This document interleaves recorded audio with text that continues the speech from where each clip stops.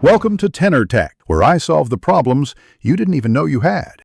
You start by powering down and unplugging the Xbox One, then wait 10 minutes so capacitors settle. This reduces shock risk. Next, remove the outer screws with Torx T10 and T8. There are hidden screws under rubber feet and stickers, so peel carefully. Use a plastic pry to lift the top shell from the seams. Go slowly to avoid snapping clips. Once the shell loosens, keep screws sorted in labeled trays so reassembly stays straightforward, and you won't mix mirror screws.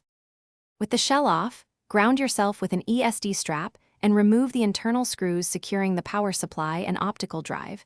These are larger Torx fasteners. Disconnect ribbon cables by flipping their retaining clips and gently lift connectors straight up.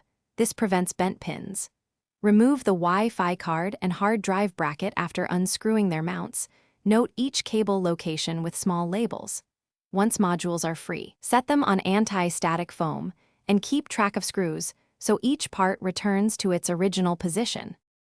Finally, unscrew the heatsink and lift the motherboard straight out.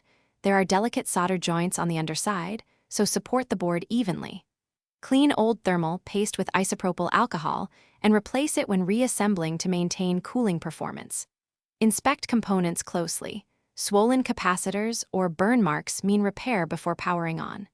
Reassemble in the reverse sequence, connecting ribbons and screws in labeled order. If the console won't power or posts errors, reseat cables and test power, supply voltage before fully sealing the case.